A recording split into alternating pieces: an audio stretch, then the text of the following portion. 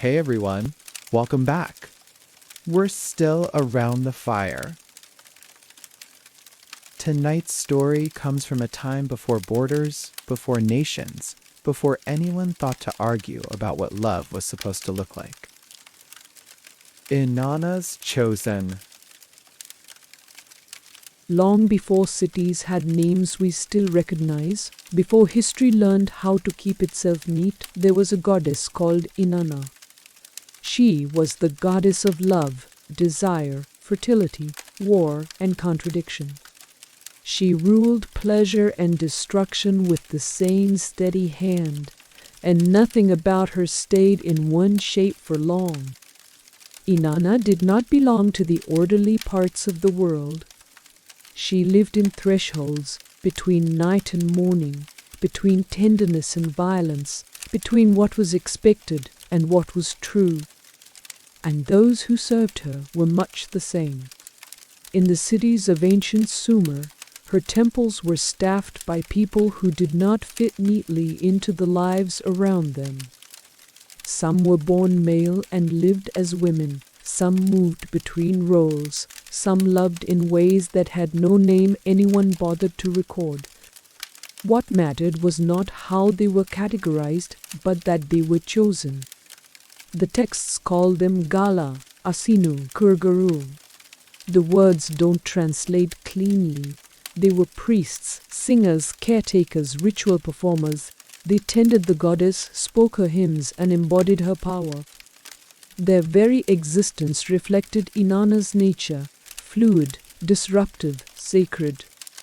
There are hymns that describe Inanna changing men into women and women into men, not as punishment, but as transformation, as blessing, as devotion made visible in the body. Love in this world was not quiet. It was forceful. It crossed boundaries. It altered the shape of things. And it was never simple. Inanna herself loved fiercely and without restraint. Her relationships were passionate, consuming, and often dangerous. Desire was never just an emotion. It was a power that demanded respect.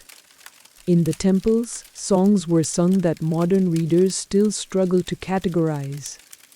Devotion and eroticism blurred together, gender bent, roles shifted. The divine did not insist on sameness, it demanded authenticity.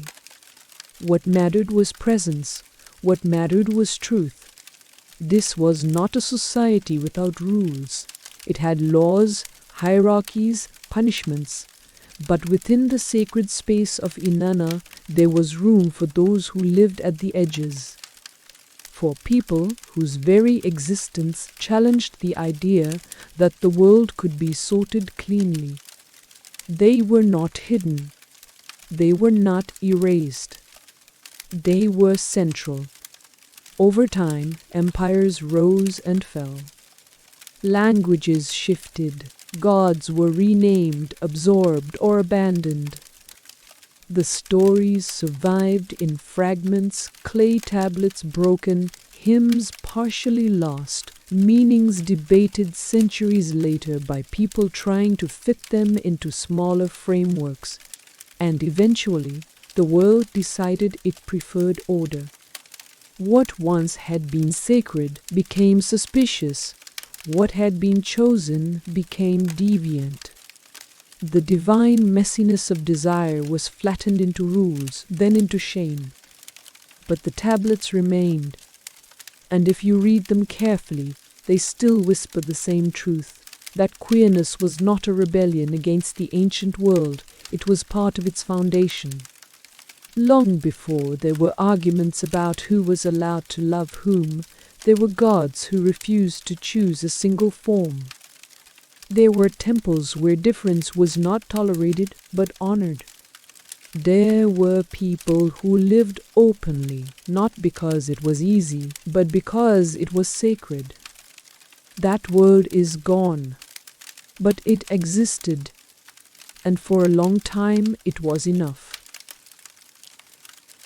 That's our story for tonight. Some memories don't fade. They wait. If you enjoy these stories and want to hear more, please subscribe and leave a thumbs up. It really does help, and a little encouragement is always appreciated. Thanks for watching.